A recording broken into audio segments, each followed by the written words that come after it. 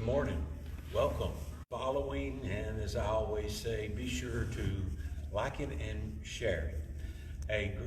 I appreciate you being with us today. And we're here, and you can see behind me. Of course, now you might hear some noise around us. Don't worry about that. Don't worry about that. But you can see behind me, God is still writing your story. And I want to talk about a part of our story that God writes that we don't like. And in Sunday, in fact, I actually put it on social media, a quote that I made in Sunday morning service. If God is allowing you to be broken in places that you have not been broken before, He is probably going to take you to places that you've not been before.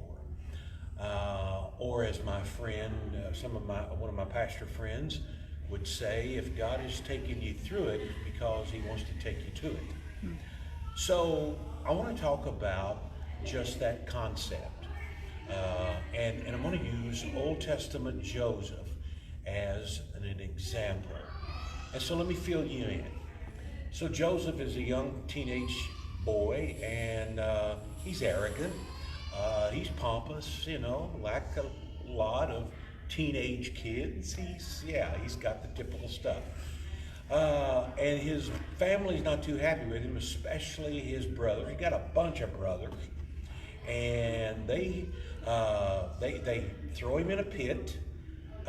They lie to his father about him being dead. They say some wild animal killed him, and throw him in a pit, and they sell him as a slave. Well, he goes to Egypt, and there a prominent leader in Egypt purchases him, and quickly Joseph rises because the Bible says in Genesis 39, the Lord was with Joseph. The Lord blessed Joseph. And Potiphar makes him ruler over basically his whole house.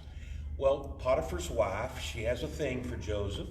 He's young, he's attractive, and so she tries to seduce him unsuccessfully. He takes off. He gets out of Dodge quickly, and she has his garment in her hand. And then she tells a lie that Joseph tried to rape her, tried to assault her. And this gets Joseph thrown in prison. So while he is in prison, falsely accused, he is betrayed by a very close friend.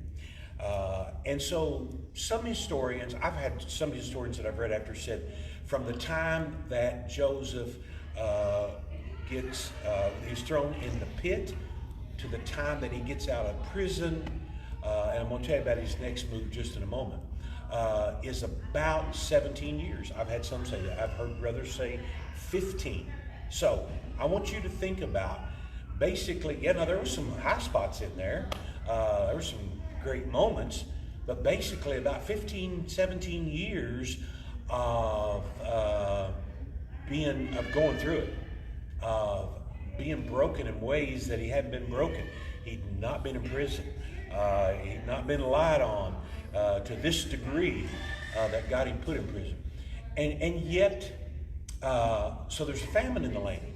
And this is while he's still in prison. He has his dream, and there's a famine that's coming to the entire land.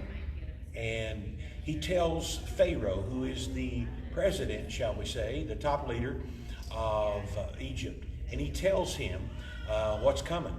And I'm going to make this longer story short. Basically, because of his dream, the first 7 years before the famine comes, man, they plow up every field they got. They put everything in grain, and they store it and prepare it in silos or huge bins. And then there's a 7-year famine. Well, because of that, and because he basically saved Egypt, because of that, he is elevated to the number 2 guy in Egypt. Secretary of Agriculture, whatever you want to call him. But man, did he ever go through it. But here's what I want you to see, and this is found in Genesis chapter 50. And I want you to hear the word of the Lord. And so this is what Joseph said. Now, his brothers have come back, and they come to Egypt. They've been in Israel, but they come to Egypt to buy grain because basically that's the only place they can get it. And it's because of Joseph's wisdom. God bless Joseph with his dream, and they prepared and his provision, and so they come, and he knows it's his brothers. And here's what I want you to hear. I know you, if you've read this, if you've read the story, but I'm just here to tell you, God allowed him to be broken in ways that he had never been broken before. But he took him to be the number 2 person in all of Egypt. The number 2, the VP. And what a promotion. What an exaltation. And I'm just saying, if you're going through it right now, I want you to be encouraged because God is taking you to it. And I want you to listen to what he says here. Joseph said to them, that means his brother. Now you can read this in 45, 47, 48, all through there. It's an emotional reunion. Oh, very emotional. But here's what he says. Joseph said to them, "Do not be afraid, for am I in the place of God?" In other words, I am not going to bring wrath down on you. "But as for you, you meant evil against me, but God meant it for good, in order to bring about, as it is this day, to save many people alive." The foreknowledge of God is allowing you to go through it because he's taking you to something. Now, you got to stay with him. You got to stay with it. You can't. We reap if we don't faint.